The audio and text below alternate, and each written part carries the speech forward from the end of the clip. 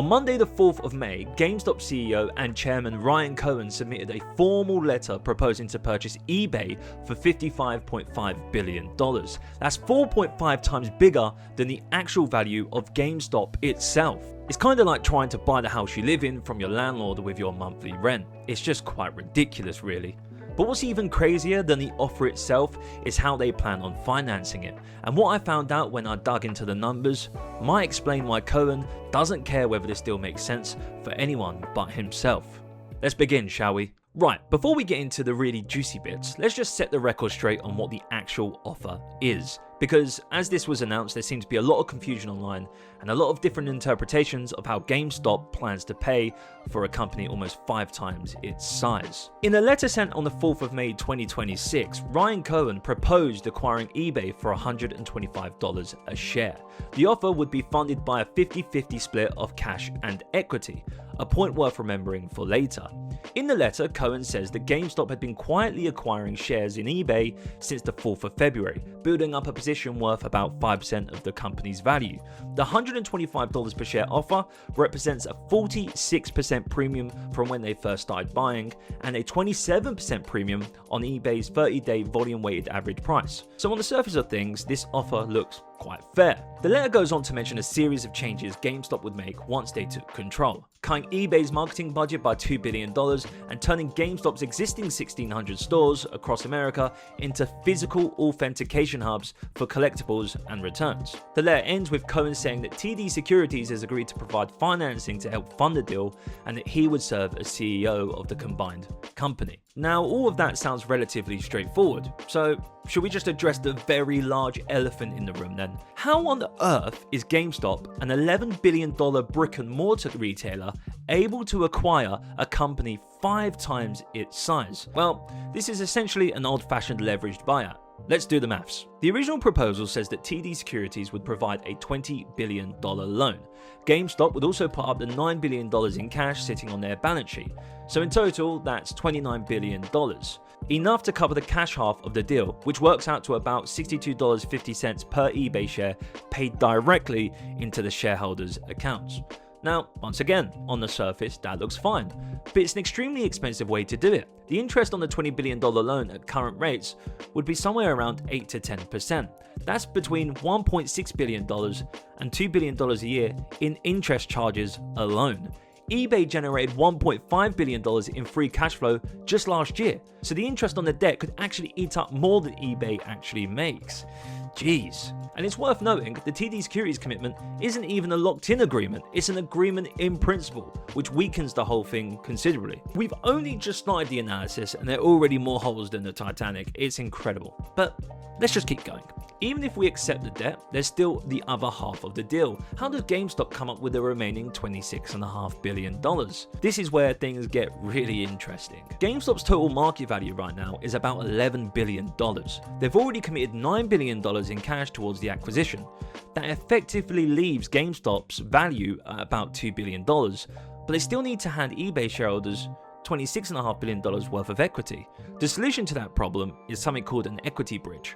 GameStop would create millions of new shares, essentially out of thin air, and offer them to eBay shareholders as payment for the other half of the deal. But here's the problem. To afford this, GameStop would need to issue something like 10 times as many shares than currently exist.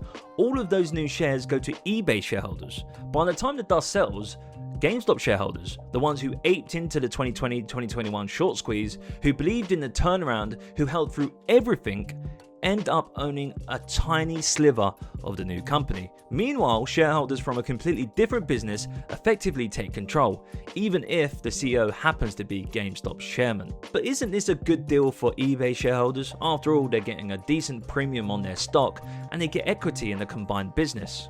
That'd be a good question, and the answer is probably not. eBay shareholders would become the majority owners of the new combined company, but the company would be saddled with enormous debt, face years of disruption while figuring out a new strategy, and would be throwing away eBay's existing turnaround plan, which had actually been showing signs of working. Like, for instance, their own commitment to the enthusiast market, and to stop competing with Amazon on commodity-like goods. The result of this strategy shift resulted in growing revenue and strong free cash flow. There's another problem too though. GameStop's 2024 net income didn't come from selling video games or collectibles. It came almost entirely from interest payments on the money sitting on their balance sheet. In 2025, they turned a profit because of the collectible boom in Pokemon cards. Take away the treasuries away from them and the boom in Pokemon cards falls, well, a company trading at a 31 times earnings multiple might not deserve that in the future, which means the equity eBay shareholders receive could end up being worth a lot less than $62.50. But look, if my explanation of this deal confuses you, don't be afraid, because even the CEO and chairman of GameStop, Ryan Cohen, struggled to explain it himself. Walk us through how you could get to that price and how it would work. It's on our website. It's half cash, half stock. But the details are on our website. I've read them, but can you help our audience understand them? Yeah, we'll see what happens. I hear you. I understand that. I'm just trying to understand where the rest of the money would come from. It's half cash, half stock. I hear you. I'm just saying that math doesn't get you to the price that you're offering. So, right, and that's a pretty straightforward question. I don't get it. Like, where's the rest of the money coming from? Andrew laid it out pretty clearly. I don't understand your question. We're offering half cash, half stock, and we have the ability to issue stock in order to get the deal done. It's hilarious how Andrew Sorkin clearly can't believe the answer he's getting and keeps trying and trying and trying, just doesn't get anything in return. And Cohen, I'm not sure what he was thinking about when he decided to answer those questions in that way, but it doesn't come across well at all. Thinking about bidding $300 billion for Goldman, half cash, half stock. Where will I get the money? Half cash, half stock. I'm thinking about buying Apple. Where am I going to get the money? Half cash, half stock. All right, not that funny. My parents, how are you going to afford to buy a go-kart? 8-year-old me, half cash, half stock. It's a great meme. Ryan Cohen looking at game shareholders' money in 2026. Good morning, sunshine.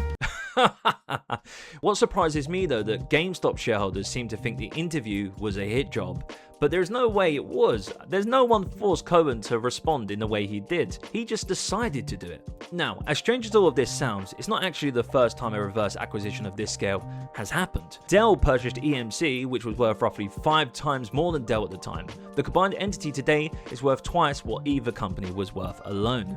So it can work, and it does work. But here's the important difference between that deal and this deal. Dell had major private equity firms like Silver Lake in particular willing, ready, and able to co-invest and help fund the purchase. GameStop, at the moment, seemingly doesn't have that. No PE backing, no strategic co-investors, just TD Securities with a non-binding commitment, and a lot of new shares. But let's assume for a second that Cohen does have a trump card. Let's assume there's something we just don't know yet. The question then becomes, if this deal somehow goes through, what's the rationale for it? Why would the combined company actually work? Cohen's letter mentions a few cost-saving measures he'd implement immediately. The biggest one is cutting eBay's marketing spend. Currently, eBay spends $2.4 billion a year on marketing, and in 2025, that spend generated just 1 million new users. 1 million for $2.4 billion. Cohen argues he could cut $1.2 billion from that budget in year one, pointing to how he turned GameStop around while actually reducing marketing spend. And that's a fair argument here. eBay has not captured many new users at all over the last few years. It's let an entire wave of competition, Vinted, Depop, Poshmark, even Facebook Marketplace eat into its market share. These platforms all exist because eBay just doesn't get its messaging right. Cohen also said he would reduce spend on product development, which to me is a strange decision given the fact that the lack of product development is why eBay was so late to the live auction trend that Whatnot captured. But let's assume this is the only innovation that's going to happen in the marketplace space for the next decade. It might be fine to cut that down. There's also some natural synergies. GameStop's 1,600 stores could serve as physical authentication hubs for buyers and sellers trading rare collectibles, while also handling last-mile logistics for buy online, pick up in-store orders. But this one needs a little more thought. Collectibles are a big part of GameStop's business, but a small part of eBay's. What about everything else eBay sells? Are customers supposed to pick up furniture from GameStop? Yeah, thought not.